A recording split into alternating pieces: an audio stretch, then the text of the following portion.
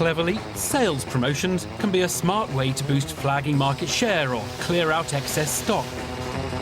But getting promotions wrong can be disastrous for your bottom line and your brand, no matter how famous it is.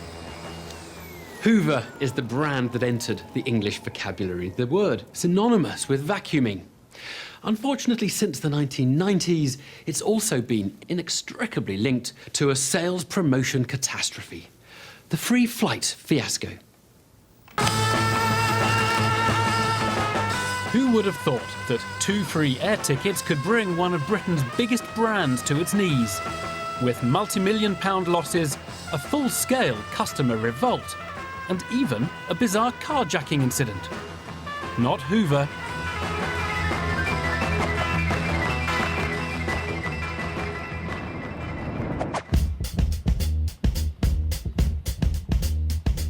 In the early 90s, Hoover's dominance of the British home cleaning market was under threat, as customers turned to newer, more fashionable brands for their electrical goods. Hoover Europe was facing severe problems. It had lost a lot of money in the first 9 months of the year, so pressure were on the management to do better and to shift a lot of the stock that was being piled up in warehouses. You either take the decision to scrap, which could be very, very expensive,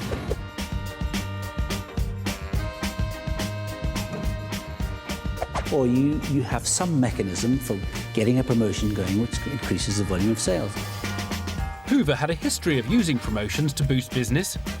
What's in this Hoover-matic for you? A free Hoover steam iron with every Hoover-matic bought before December the 11th. But it needed a catchy modern offer to attract 1990s customers. When a little-known travel agent suggested an attention-grabbing holiday promotion, the idea stuck.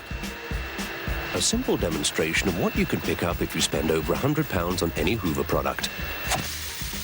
It looked fantastic. They convinced you that you were purchasing 2 airline tickets, not a Hoover anymore, not a washing machine, but those 2 flights. I think the catchphrase was 2 free flights, unbelievable. We'll give you 2 return flights each to either Rome, Vienna, Sierra Nevada, the Canary Islands, Munich or the Costa del Sol. Unbelievable. This was before the real heyday of budget airlines, so customers were wowed by the offer of free European flights. Hoover's factory stockpiles quickly disappeared, and workers battled to keep up with demand. The sort of favourite wedding present was a Hoover, and it was not unknown for a married couple to get anywhere between 6 and 12 Hoovers as wedding presents. However, there was no free flight vouchers with them because they'd been used by the person who'd purchased the Hoovers. By autumn 1992, the promotion was going so well, Hoover's management approached a new travel agent to inquire about extending the offer. They were interested in launching an American promotion, i.e. flights to the USA. The initial discussions with Hoover were very good. Customers had been amazed by its first promotion, but Hoover's new offer would be even more incredible. I was shocked that they would run a promotional activity where they were only asking a consumer to spend £100 to gain a reward of up to £600. It just didn't make any sense at all. Although flights to America would be expensive, Hoover was calculating that only a small percentage of customers would ever get round to redeeming their vouchers. The projections were based on the feedback they'd had so far from the Europe offer. We were given figures by Hoover regarding the number of people who were taking up the offer of the free flights and then the conversion into actual flights. And the numbers were very low, actually. The new travel agent signed on the dotted line, and another unbelievable offer was born. Spend over £100 on any Hoover product and we'll give you 2 return flight seats to either New York or Florida. 2 return flight seats. Unbelievable. People worked out that even if you didn't want the product, the fridge or the Hoover, you could buy it and get your trip to America and you were still quids in. I thought it was too good to be true, actually. My wife said, no, it's Hoover. They're a trusted company, good reputation. We're getting 2 free flights, so let's go for it. Buy the Hoover. It was the deal of the decade, and Hoover's owners were delighted. They were selling product like they'd never done before. The staff were all on overtime. In fact, one of their senior executives told me they'd never ever seen market share like that in the company's history.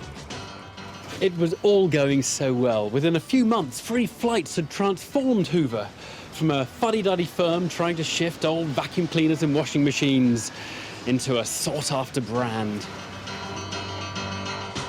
As Hoover's customers prepared to jet off across the globe, it seemed everyone was a winner. But their holiday dreams were about to be shattered. We waited. We waited and we waited. And unfortunately, the Free Flights didn't come along.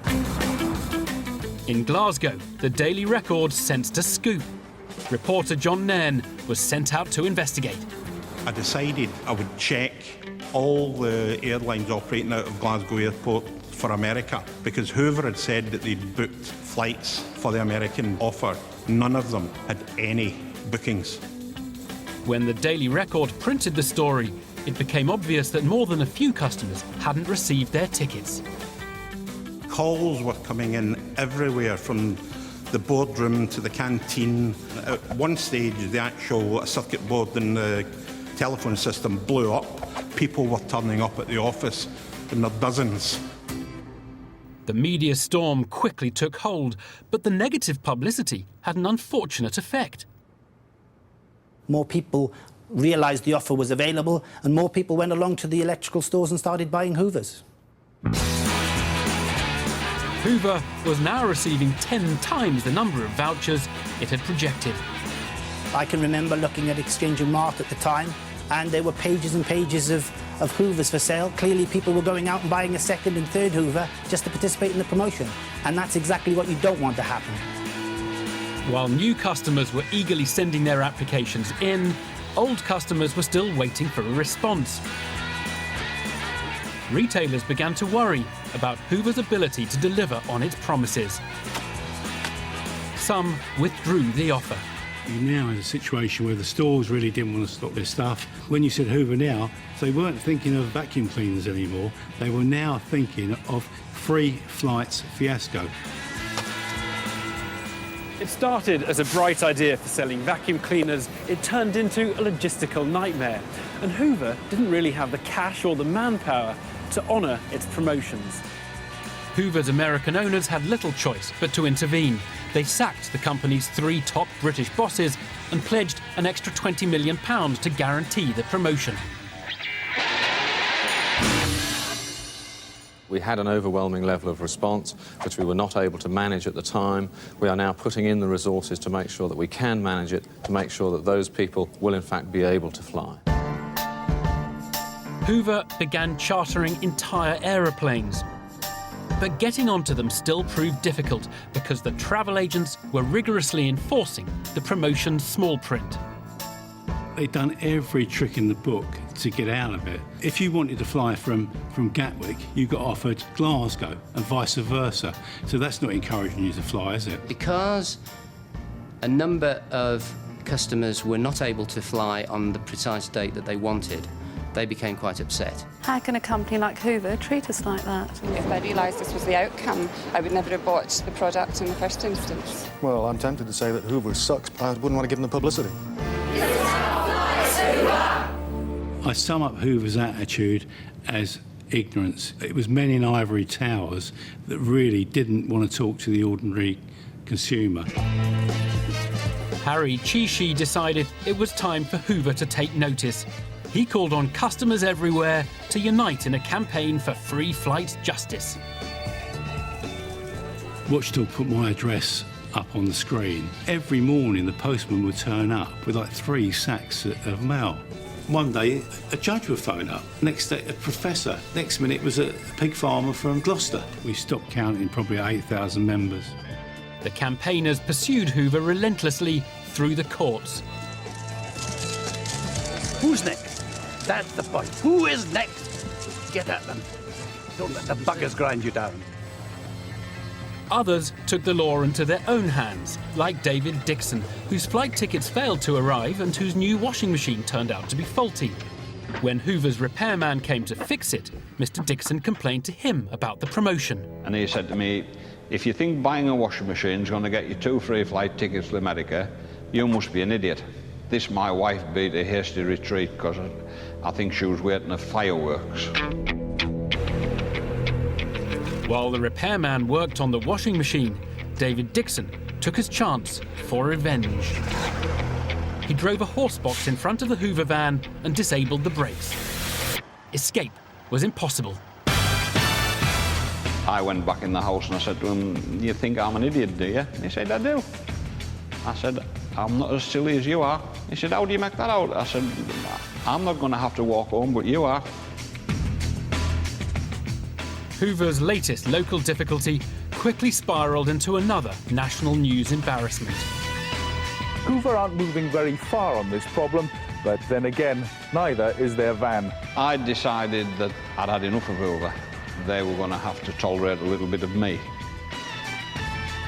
The hijack lasted 13 days, topping off what was now one of the biggest PR disasters ever. Hoover eventually got its van back. It would be far harder to recover its reputation.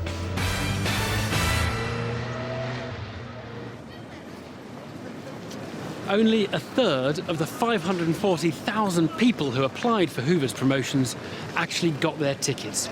The episode cost the company £45 million, but the damage to its reputation was incalculable.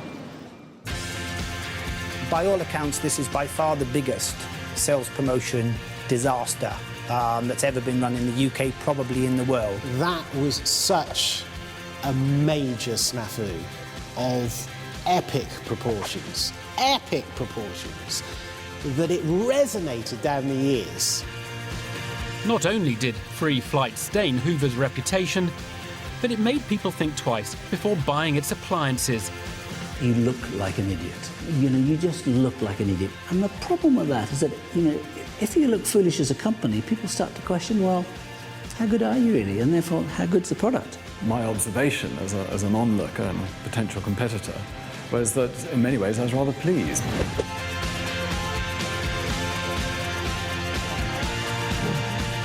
Because their focus was on marketing, not on research and development and making a better product. The idea of a sales promotion is to be eye-catching, to attract maximum attention at minimum cost. In fact, the best ones from a company's point of view are often those that sound much better than they really are. Now, Hoover, well, they got the eye-catching bit, but instead of spending a little sucking customers in, they spent millions blowing away their good name. The company was so badly tarnished by the free flights fiasco that its whole European division was sold to Italian competitor Candy. Hoover's British factories were eventually closed, ending a 50-year history.